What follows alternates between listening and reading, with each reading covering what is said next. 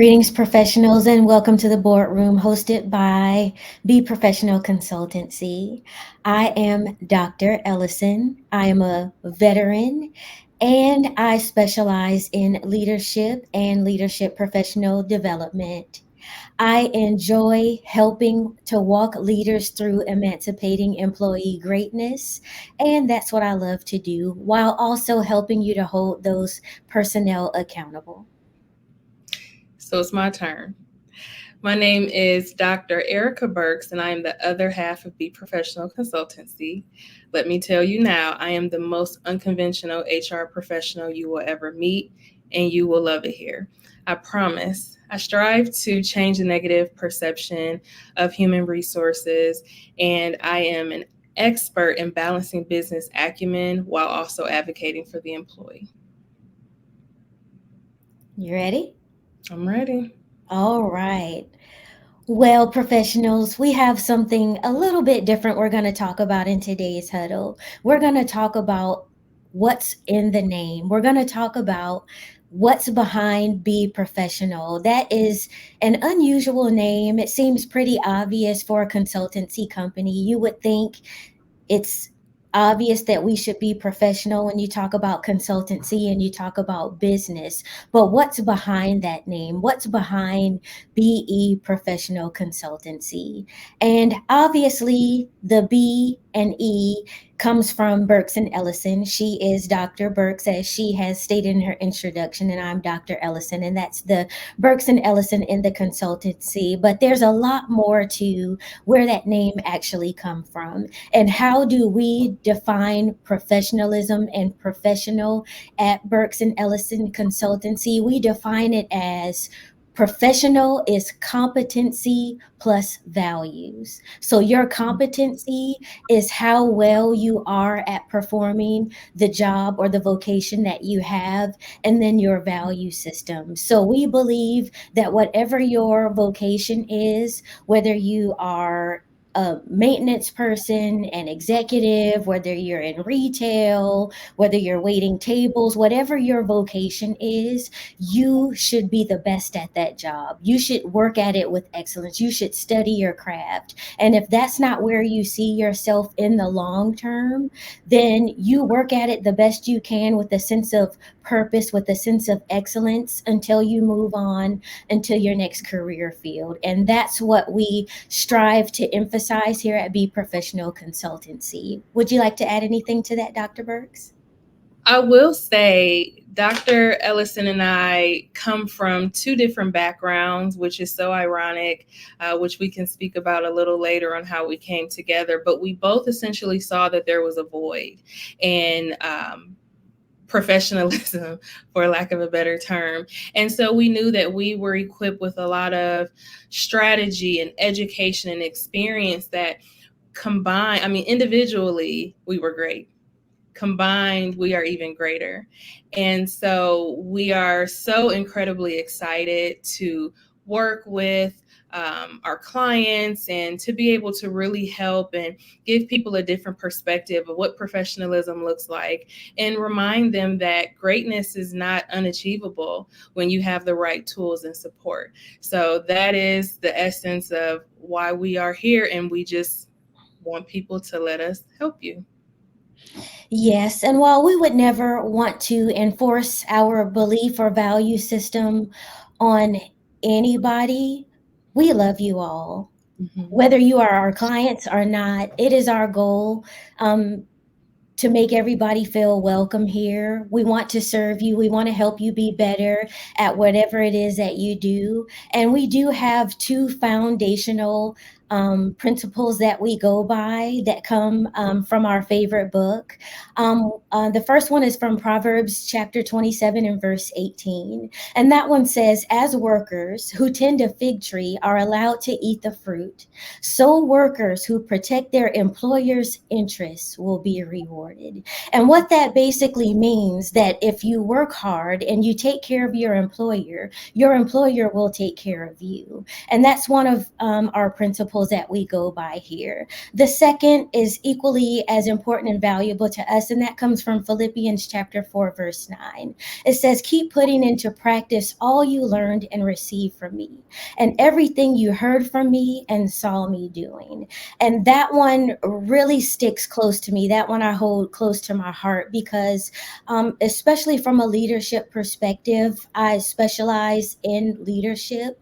And one thing that is important is that we put into practice what we learn. So as you go through your education, as you go through training on your job, take that training, take what you learn, take what you read, and put it into practice. It's not good enough to just go to school and come away with a degree. You should actually be taking what you learn and enhancing your skill and becoming better at your craft and what you do. Would you like to add anything to that, Dr. Brooks? No, I mean, I think that that was very well said. I mean, we are, of course, we embrace our clients, but, you know, coming from where our humble beginnings were, which of course we'll talk about, I think it is important for you to realize continuous improvement is essential.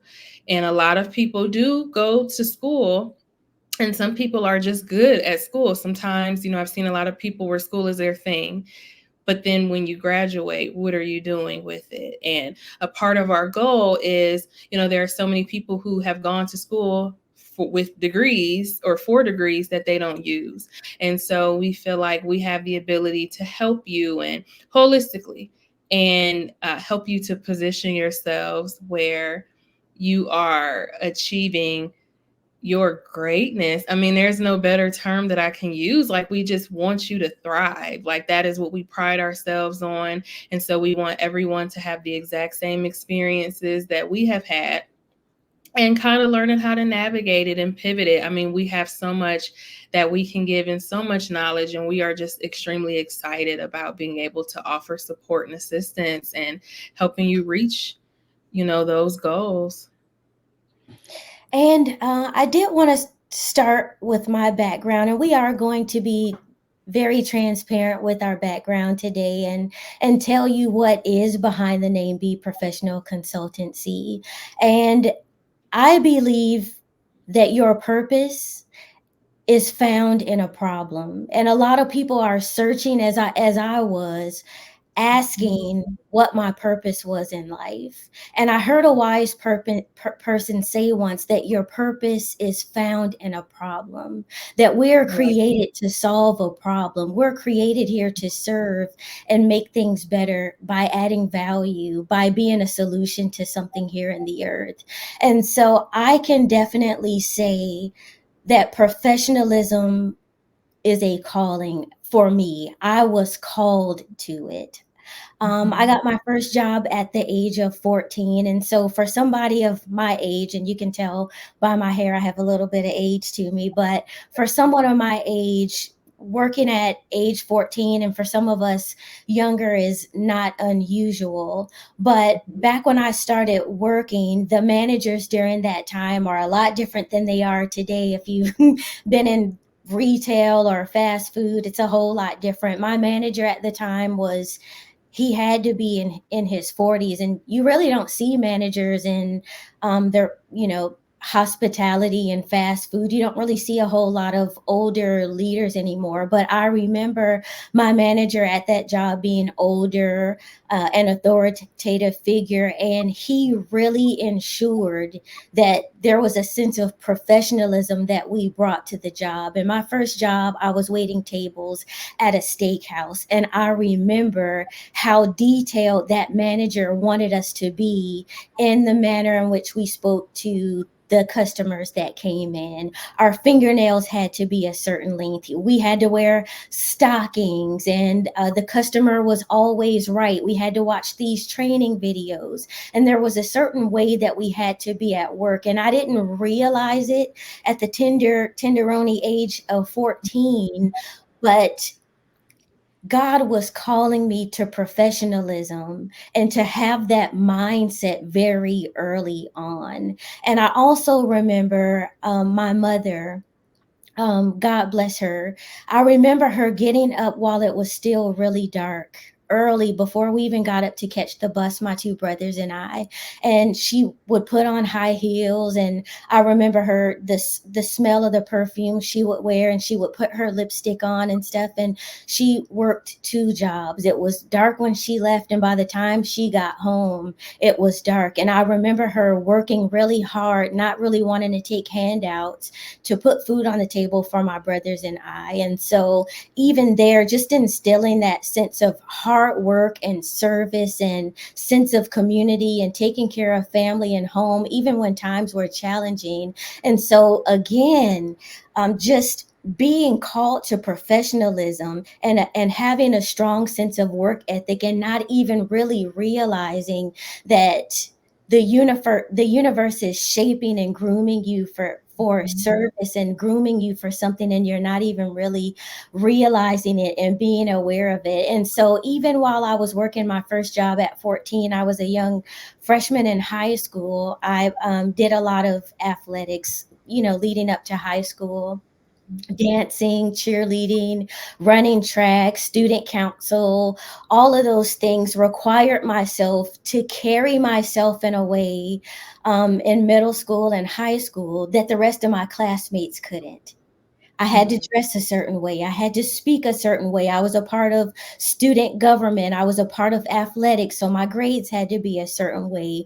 I was a representative of the school, so while some people could clown around and get into disciplinary troubles and stuff, I couldn't. There was a certain level, although in high school it wasn't called professionalism. That's exactly what it was. That's something that I would carry with me into adulthood. So, being in sports, having a job as a teenager, all of those things were shaping and grooming me to professionalism. And so this is part of the reason why I feel that I was actually called to the profession of professionalism. Can you believe that professionalism is a profession? So, just having that expectation of excellence and accountability. And I remember learning how to professionally code switch.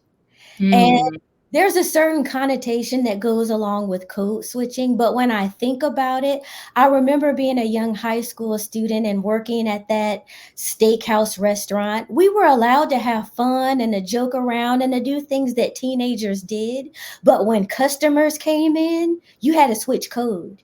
That's mm, when you switch back on that professional mode. That's when you said, "Good afternoon, sir, ma'am. How may I help you today? Can I seat you? Would you like extra napkins, or do you need a refill?" And you had to learn the art of professional code switching. You had to learn the art of service, and it really was an art to being a professional. And that's why, again, I feel like I was called to it, and I didn't even realize it until like later in life. Like, all of these things were shaping and grooming me for becoming a professional. And I realized that the customer is always right.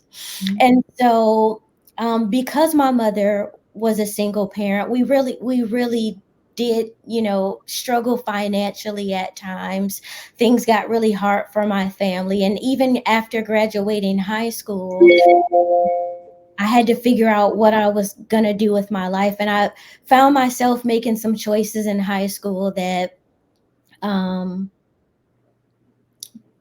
would seem like it would have thrown my whole life off track, and it didn't. And I will probably share more of my testimony with you as we go on with these videos. But I did wind up joining the military, so I am a 24-year Army veteran and proud of it. And mhm, so, another part of being groomed for professionalism was Army doctrine. That mm, is where I learned that there is a policy, a procedure, a standard operating procedure, and a governance for everything. So mm, here still, even outside of my awareness, I'm being shaped and groomed to be a professional. So Mm, here I am now, I'm immersed in all of this Army doctrine. Everything that we did was backed up by something that was in writing. The way that we marched, the way that we wore our uniforms, the way that we groomed our fingernails, the way that my hair had to be, the fitness that we did every day, everything was backed up in writing. mhm, Everything was backed up in writing. And so I was just immersed in this Army doctrine. And then once I got promoted to a sergeant, and for those of you who are veterans, thank you for your service. I stayed on the enlisted side. I didn't become an officer, so I was a senior non-commissioned officer. And one of the things they had us memorize is the NCO Creed. mm, The NCO Creed is a statement of our profession, mm, and the NCO Creed is 3 paragraphs, each starting with the letters N, C, and O. And for most people, they would just remember that creed so that they could get promoted, because they would make us recite it at promotion boards. They would make us recite it at ceremonies, and people would remember that just to remember it, because it would be embarrassing not to know it and be at some ceremony or a promotion board. But that creed stuck to me because of all of the experiences that I had leading up to me coming into the military, the working at the restaurant and serving tables, all of the student government and the athletics, all of that professionalism was led up to this non-commissioned officer's creed. And the very first sentence in this creed is, no one is more professional than I. mm, And what I really loved about this non-commissioned officer's creed is that what I realized is, because I didn't join the military until I was 20 years old. So I tried to go to college, I tried to work, and what I was doing, I just couldn't get where I wanted to in life. It wasn't, life wasn't working how I wanted it to work. So when I joined the military, I had a life outside of it. And what I realized is that this creed was a creed not only for just military and army people, it was for civilian people too. mhm, No one is more professional than I. And it doesn't matter if you take out trash. It doesn't matter if you're bussing tables. It doesn't matter if you're driving buses. It doesn't matter if you're a manager. It doesn't matter if you're an executive. That's something that you guard. Who is more professional than I? And mhm. professionalism has nothing to do with where your name is on some organizational chart somewhere. Right. The second paragraph, the C in the NCO, is competence is my watchword. Mm, We have, no one is more professional than I. The second paragraph, competence is my watchword. It requires competence to drive a bus. It right. requires competence to be a good server or to be student class president or class secretary. It requires competence to be a human resource manager. It requires competence to be an executive. It requires competence to be a retail person at your local grocery store. Those things require competence, professionalism, and competence. The O in the NCO Creed stands for officers. And while that is considered a military term, it can also be a civilian term, because in that paragraph, it says officers of my unit will have maximum time to perform their duties. They will not have to accomplish mine. So when we're on our jobs and we're being professional, that means that we show initiative. Like, we shouldn't have to have a boss standing over us to do the right thing. Mhm, That means we've read our handbook, that we're at work on time, that we're there with the right attitude, that we're competent in what we've been hired to do, and that we shouldn't have, our boss shouldn't have to come behind us to clean up. mhm, And so, whenever I would recite this creed, and even just thinking of it as a veteran, it gives me goosebumps because it doesn't matter if I'm a civilian, it doesn't matter if I'm a civilian, it doesn't matter if I'm a high school student or a military student. No one is more professional than I. It doesn't matter what vocation it is. And so, it also the name Be Professional Consultancy is our service to others Mm-hmm. and the values that we have. And so, me joining the military, it just added fuel to the flame and inspired me to make professionalism my profession. And so, that's the reason why I changed my degree plan from nursing to business. So, I went to nursing school for 2 years. And of course, when we're young, we are trying to go to college to get a job. And I'll be the first one to tell you, you don't need a college degree. But I do believe that we need to be lifelong learners. So if you're not going to get a college degree to do what you want to do, you can pick your millionaire. A lot of them didn't finish their education and they're multimillionaires or billionaires. However, I can assure you that they're always reading in their field. I can assure you that they're lifelong learners and they're always studying. But for me, I'm a first generation college graduate. For me and my background, it was very important that I got a college education, and I'm a naturally curious person. And so I changed my degree plan from nursing to business because nursing, the elders will tell you, people will always get sick. Mm-hmm. Getting a degree in medicine is one of those things that'll never go out of style. As long as there's people walking this earth, somebody's always going to get sick, and you can't go wrong with getting some type of degree in medicine. But I realized that I was being called to Mm-hmm. professionalism. And after 2+ years in a nursing program, I was doing really good in it, but I realized I had to switch gears. And I literally started back over from ground zero and started taking business classes. And so business is my life. And I've learned a lot along the way. And if Dr. Burks and I can help you, we'll definitely do that. Um, do you want to add anything? I don't know how I'm supposed to follow up. Mhm. I don't know how I'm supposed to follow up. But ironically, Dr. Ellison and I have very similar backgrounds, which is why, when we talk about purpose and calling, we were destined to be together, which, in later videos, we'll be able to give more insight on why that's something that we emphasize. But I started working when I was 15, and my first job was at a major fast food chain. And so I came from parents who had trades. I too am a first generation college student, and so the business that I learned along the way. So uniformity, the customer is always right. Those are things that I learned. And when I think back on it in hindsight, there were professional values that were being instilled in me even then. I just didn't acknowledge it as being so at 15. I was just, doing the job that they told me to do.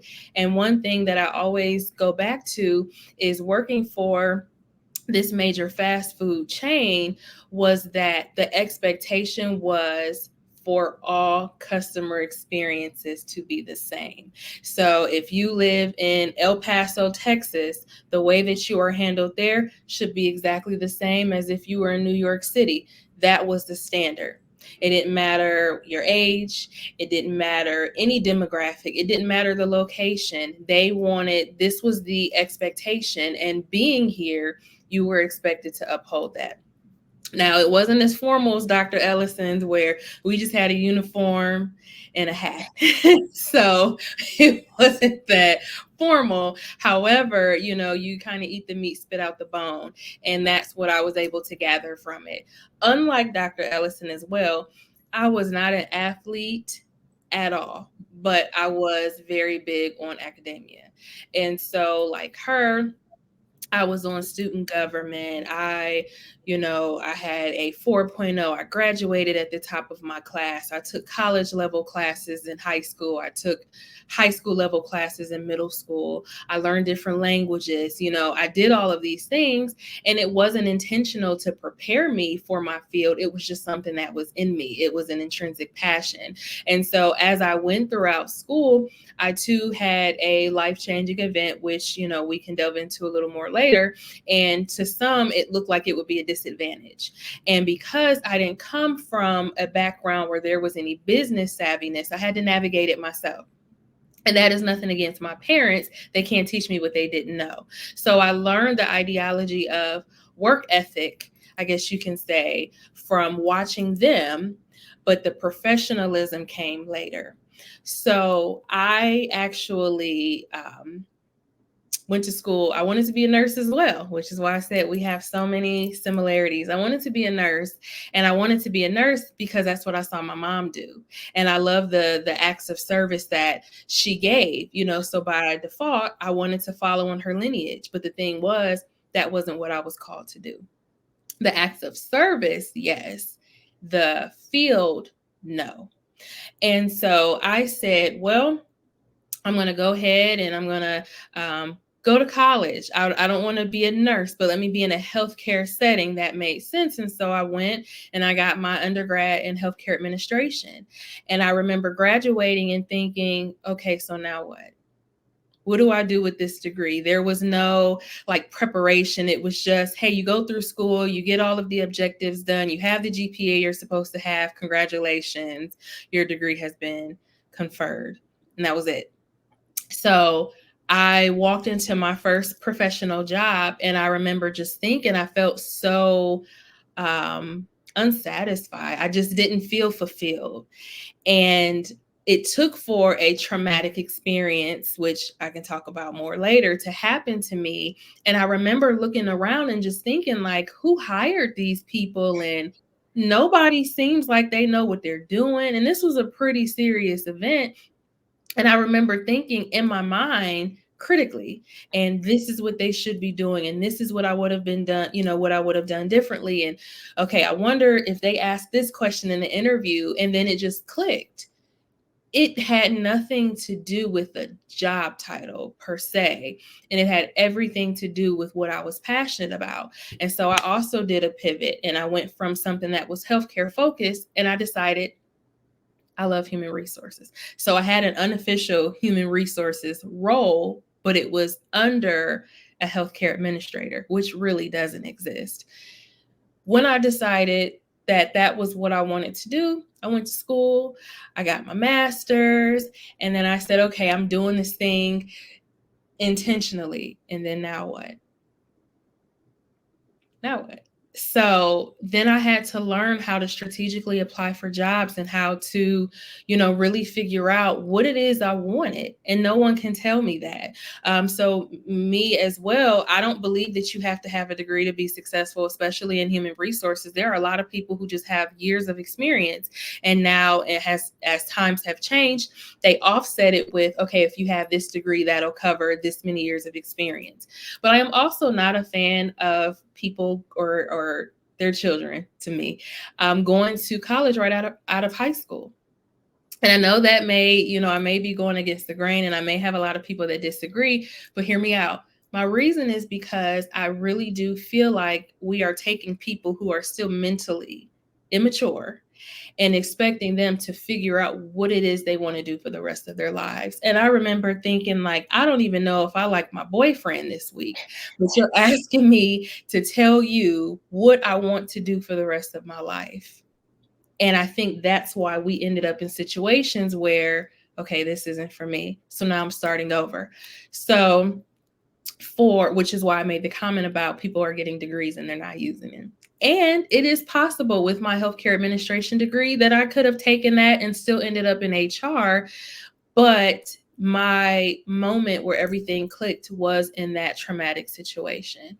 So being a first, generation college student, I didn't have, I call myself the sacrificial lamb, and that makes it seem like it's something bad, but it's really positive, believe it or not, because I had to go through it myself. I didn't have anybody I could go back and reference.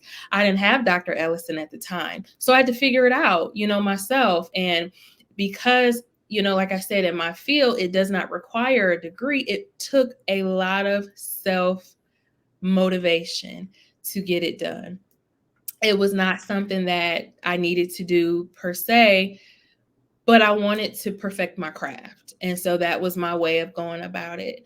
So I will say my first professional job officially in HR, I was thrown to the wolves. I just remember thinking like, Erica, are you sure that's just what you wanted to do? But I just felt like regardless of the adversity or the challenges, I knew I was walking in my purpose. And that is such a beautiful thing. And unfortunately, a lot of people won't get to experience that. And this is why we're here.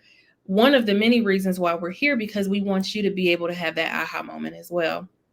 But so what led me outside of holding multiple hats from top to the bottom, I fell in love with the act of bringing the business and employees together. I love the idea of helping people understand we all have a common goal. We just approach it differently. I love being able to be the voice of reason. Like that is how I know I operate within my calling. And I feel like, and Dr. Ellison can attest to this, we are these people inside the office and outside the office.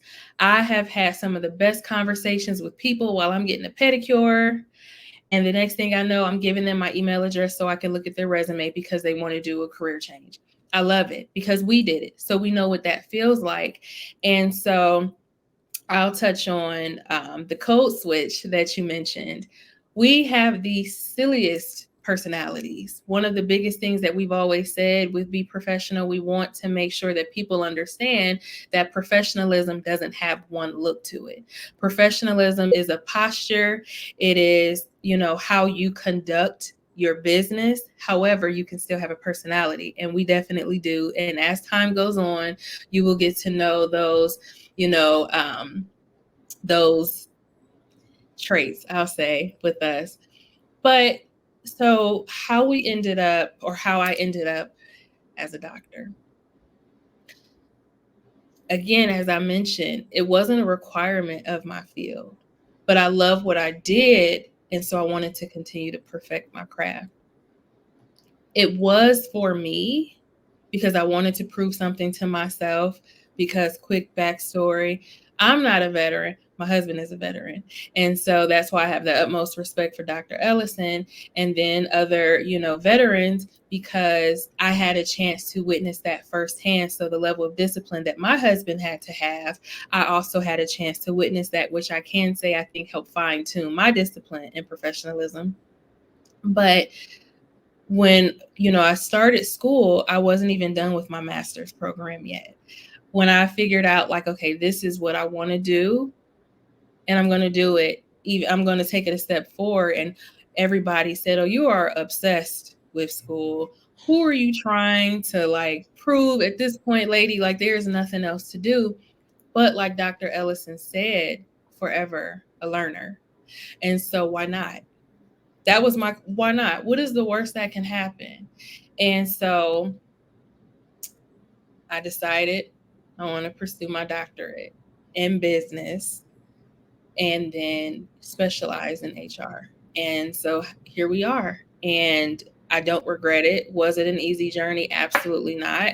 But I was just telling Dr. Ellison before we jumped on our call with you all that it's so funny when you look back and you see all of these experiences that you would have thought were detrimental or negative, and oh my gosh, I have to start over, I have this degree that I can't use, or oh my gosh, this life-changing event happened and now I'm realizing I really don't like what I was doing, and then it ended up with us being here. We have a level of relatability, and that was one thing I always press. We are people. who are professionals, not professionals who are people. And so we need to make sure we extend ourselves that grace where we don't have to know it all. Dr. Ellison says all the time, iron sharpens iron. So we are okay with helping you. And the benefit is of having someone who has had experiences, very different backgrounds, but as you will see, our paths crossed. And it wasn't just like, oh my gosh, that happened to you. It was just like, that happened to you too. But our goal is to help you step into your calling. Or we don't want you to just show up and come to work every day because you need a paycheck. And we don't want businesses to feel like they have to conform to what they see happening that appears to be successful. If your walk is different, that is okay. So all we need is for you to let us use our previous experiences to help you. And I am more than confident that individually we are more than capable, but combined, it is inevitable that you will be successful if you let us help you. What a wonderful story and so transparent. This is actually very humbling to Mhm. share some of our experience with you. And our motto is from the janitor to the C suite. We will help you improve your organizational performance. And Mhm. that's not just a moniker that we go by. I have literally been on the side of the road Mhm. picking up trash, Mhm. dumpster diving, picking up cigarette butts. Mhm. I've had to engage in all types of work.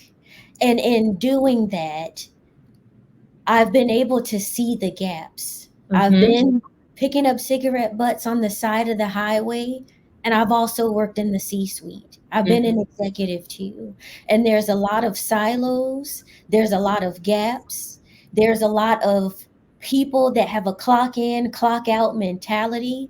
There's a Mhm. reason why generations of people, some younger millennials, Gen Z, they don't want to go back to the office. Yep. And there's a reason for that. There's a gross lack of accountability in some of our major corporations and large organizations. Yeah. And it is our goal to help us to be the best that we can be. We want to partner with you. So we wanted to share this. We're not just trying to be some new age social media influencers or anything like that, but we're really dedicated and committed to being servants of our community. We believe that we've been called to this work in more ways than one. I like to say, if I might add, I want so desperately for our clients or people that we come in contact with to have that aha moment or that makes sense moment like we had. And it's possible. And there are so many people, like Dr. Ellison said, people go into lucrative businesses and then they're unfulfilled. Mhm. And life is too short. And I always say we only get to do this thing one time. We are not a video game. If all does not go well, we do not respawn and try again, which is why, I said when I decided to go to school, why not? I would rather have not succeeded and been happy that I tried than not tried and I could have been, successful. So we have just so many areas of opportunity, being from two different generations and, Dr. Ellison having such a strong background, especially coming from the military. That is a huge deal. And giving so many years to a field, I don't even know if it's appropriate to say that requires so much of you, and to be able to do that with no examples and thrive. That is not always common, but it is possible. And I feel like we have the ability to just mentor and just give so much insight but also do it from a place where we are not talking at you, we are talking to you, but also understand that it is okay if you don't know it all. We didn't know it all. We're still learning as we work with our clients and as we come across more individuals. We're going to learn things from you too. But I feel like it is a partnership. Dr. Ellison and I partner together. She has a wealth of knowledge. I have a wealth of knowledge. And then we come together. And so, I have such a heart of gratitude for that. And I'm excited to see, how things just grow and how we just, see Be Professional thrive. And, I really hope that those who view this get a chance to get to know us outside of, us giving professional content, or that you realize like we have personalities. One of the my favorite things to say in HR is we're nice. Like we're not just paycheck issues and W-2s and my manager did this to me and oh my gosh, am I about to be terminated? Like there's so much more that I have to offer, which on the contrary, holding the rank that Dr. Ellison hell, she can tell you she was personable. We talk all the time, and she said she was never in her office. She was out and she was engaging people. So we're not speaking and contradicting ourselves or being hypocrites. We are speaking and telling you that you are more than capable of doing everything that we've done, and we are more than willing to help you get there. Thank you so much for letting us share a little bit of ourselves with you. It's definitely humbling for us to be able to serve you. And remember this: customers don't have to do business with you, they choose to. And when they show up, give them an experience, a good experience that they will remember. People work hard for their money today. Mhm. Today, remember how hard it is to earn a dollar. Remember, be professional, stay professional. Until next time.